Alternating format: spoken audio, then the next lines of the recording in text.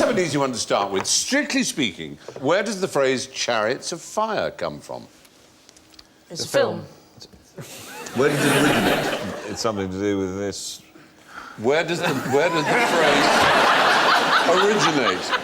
It's a quotation. Yeah, it's a quotation. From what? Shakespeare. Must be Shakespeare. No. And, those chariots of Well, fire. Jerusalem, the hymn Jerusalem. And,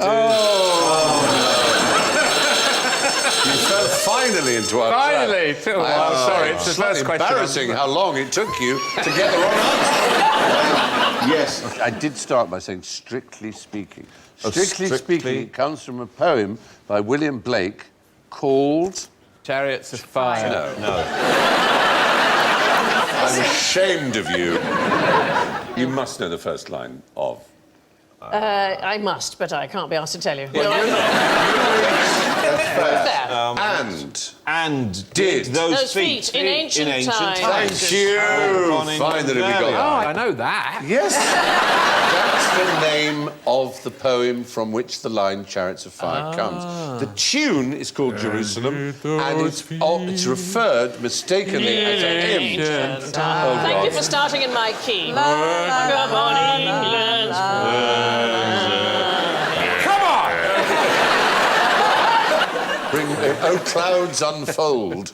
Yes, really what I'm after is, what does it mean? What? And whose feet? Jesus, surely. Right, so what is the story of Jesus coming to England? Is there a film about it? Yes.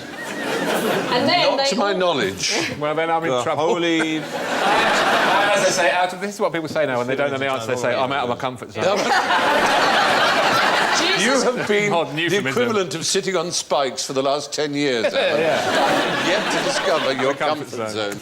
OK, listen, there is a legend that Jesus came to England and he was said to have gone to a particular place.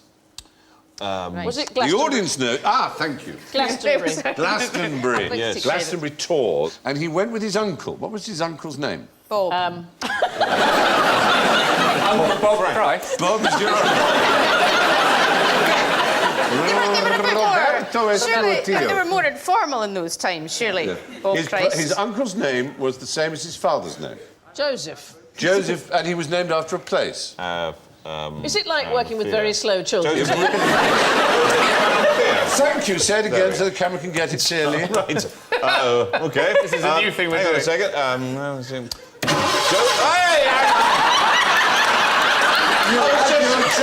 was proposing my face. Joseph of Arimathea. No, I said it. I said it. Joseph of Arimathea. I'm going to throw cold water at you both in a minute. Joseph of Arimathea. Now. Joseph of Arimathea. It was the first ever Glastonbury festival, if you will. It was, that yes. Jesus supposedly came with his uncle, Joseph of Arimathea, who is mentioned in the Gospels. Right. Although, it has to be said, Arimathea is only mentioned once, and that is in relation to the place Joseph came from. No one knows where it is, where it was, where it could have been. Anyway. Could have been a falafel tent. If you were one of the three wise men, and let's just say, rather embarrassingly, Waitrose had run out of myrrh. I know, nightmare. What would you give the little baby Jesus instead? A stern talking to, I think. A stern talking to? Yeah, just keep your head down. Don't be, keep a low profile. Don't be starting any movements. If you find out you can do magic later in life, keep it to yourself. If you go to a party and they've only got water, let them drink that. And don't be doing no sermons on no mounts. What is myrrh, actually? It's a resin. It's a resin from a small thorny tree, and it becomes a sort of waxy gum. So what are the three presents that the wise men supposed to bring? Frankincense, gold, my personal fave. Yeah, and myrrh, and they're all symbolic presents. So gold represents the symbol of kingship on earth. Frankincense is an incense, a symbol of deity. And myrrh was actually for embalming. It was a symbol of death. Now, what you could give from a supermarket of your choice is chervil. So chervil is French parsley. You find it in béarnaise sauce and things like that. And it's very similar to smell and so on to myrrh, but it's the complete opposite symbolically, because actually it means leaves of joy and it represents new life. Oh, God, do you think he wasn't a wise man? He was actually quite a stupid man and he brought him the wrong gift. What have you bought? Embalming fluids. You've been born! Embalming fluids! Yeah. Oh, sorry. truly wise person Yes. would take Calpol.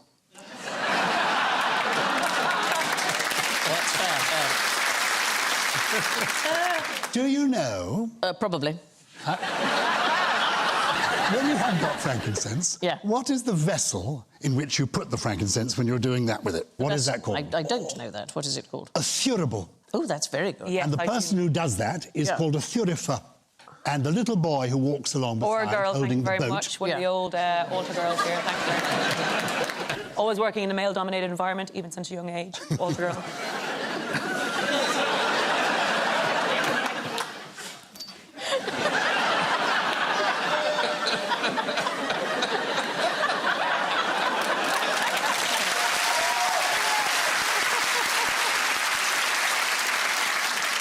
Yeah, sorry, the furable. Yes, the furable. Yes. That's it. Oh, fine. The Oh, sorry. It's a furable. That's it. The thurible is the instrument, the person is the thurifer. Yes, I've just never known you be so concise, so I enjoyed it. Did Jesus walk on custard? What? That... At one point when he was a children's entertainer, he might... Sounds like a sarcastic question you would ask Jesus. Oh, water. Yeah, great. What about custard? It's not so much a question of could he, Stephen. I mean, that's What, you're saying he did? He did. He did it. I mean, it was very hard to stop him. Actually, this was one. This come out in research recently.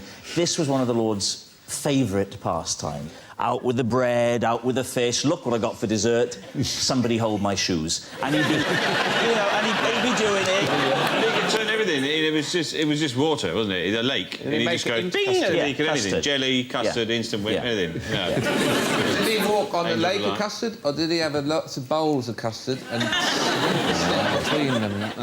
Well, the fact is, not only could Jesus walk on custard, you can walk on custard, I can walk on custard. I can. All of us Anybody can walk on custard, as this experiment by the Sky One programme Brainiac clearly shows.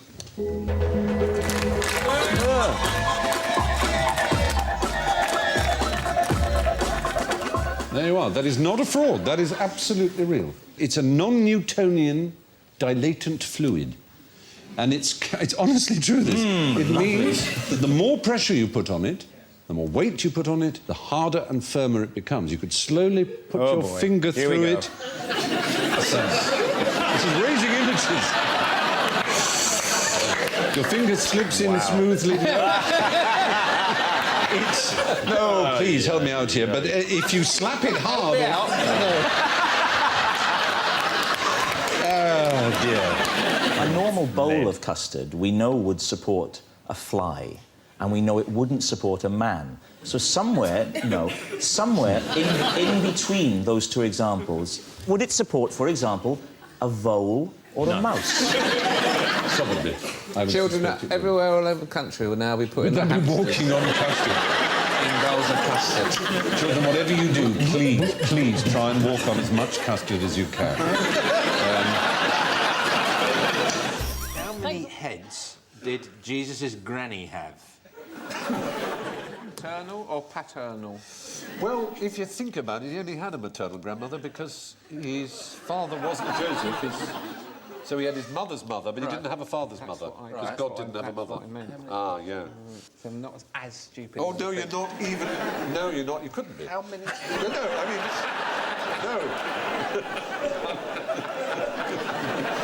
No, I couldn't sink as low as Stephen's expectations. No, not at all.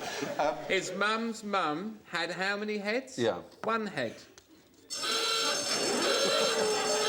Well, his mother's mother was St Anne, and rather oddly, she had 7. On the authority of the church, she had 7, because for hundreds of years during the Middle Ages, her heads were proudly on display, simultaneously, at Lyon, Apt, Aix-la-Chapelle and Chartres in France, in Bologna, in Sicily, and in Düren in Germany. And so she must have had 7, because the church recognised them all. Now, when is it cool for a brother to bring a chick into a monastery? Do they sort of have, it's like on Christmas Day when, in the days of servants, the masters used to serve the servants on Christmas Day in a monastery, all the rules are off, and it's, time to shag everyone. Any idea where that might be, that monastery? Do you know in the audience? Greece. They know, you see, Greece, good audience. It's Mount Athos. Mount Athos, which is described by many as the holiest place on earth. It contains 24 large monasteries and hundreds of small monasteries. It's only about 350 square kilometres. It's like Travelodge have opened one in Narnia, isn't it? It's just like...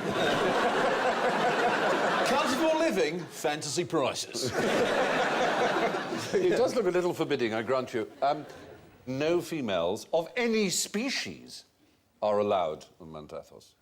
I mean, obviously they can't stop wild birds and stray cats, but no female animals, no female humans are allowed. Apparently because the Virgin Mary discovered the place and said, no woman shall set foot here after me.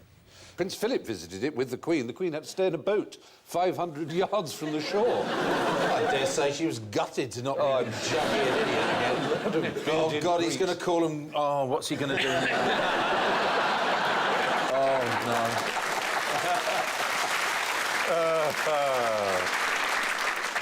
Well, for 1,000 years it's been like that. I mean, it's pretty astonishing, isn't it? But they do let in hens. Why would they let in hens? Eggs. Love an omelette. But they prefer eggs to the jizz of the male hen.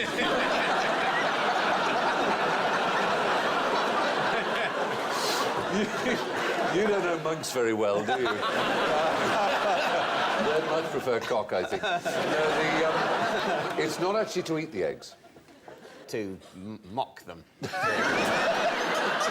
You make faces on them. Yeah. No, it's to use the yolk for mixing paints, for icon painting. So all their icons smell of egg. Well, a lot of temper, a lot of that is a good thing for binding paint together. Right. It's been used egg yolk for a long, long time, apparently. So that's why they make an exception to their rule of no So if you females. get trapped in a monastery and you can't find the fridge, yummy, yummy icons. Yes. Absolutely. Yeah, is it like that wallpaper in Willy Wonka where the different colours taste of different flavors? Oh, the snozberries taste of snozberries. All the Jesuses taste of breakfast.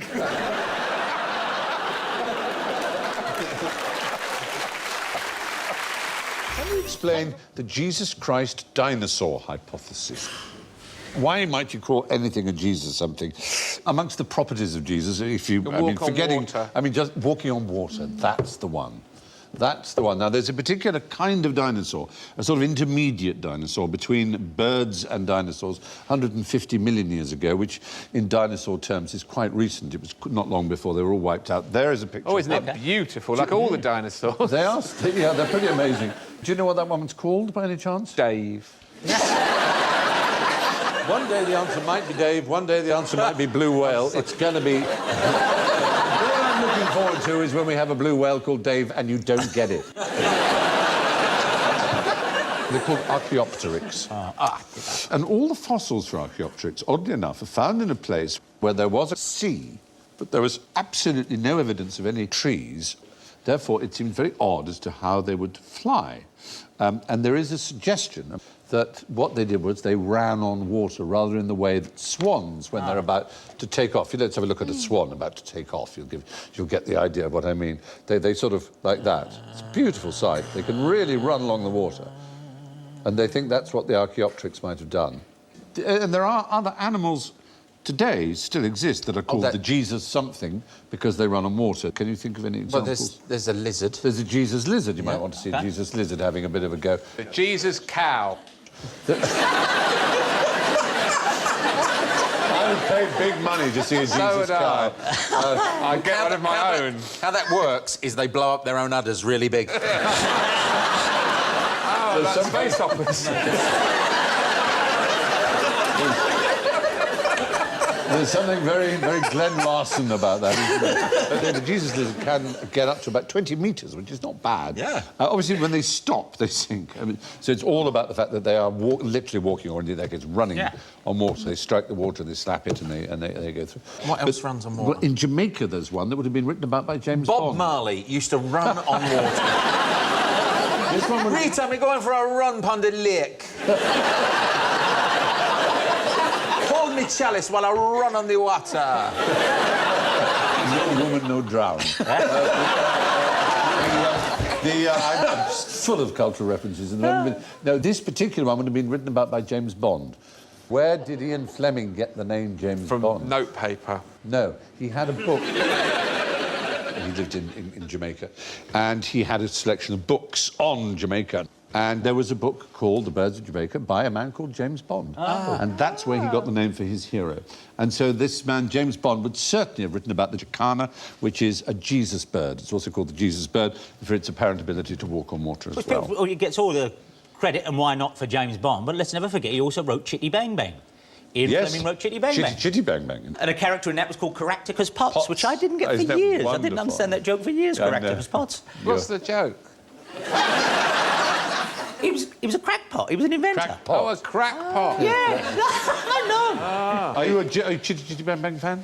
I haven't watched it since I was a child, because I think that's when you're supposed to watch it. Yeah. That's girls. You see, little girls grow up to be women and little boys grow up to be big little boys. Yeah, we've just got too much. Children's We've got films. too much stuff to do. Do you have children, then? No. Ah, well, when you do, then maybe... No.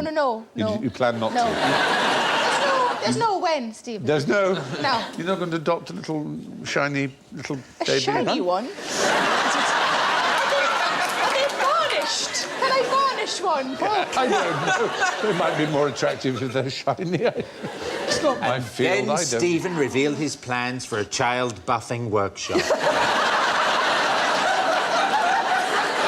Where craftsmen would get toddlers to a high sheen. More lacquer, little boy.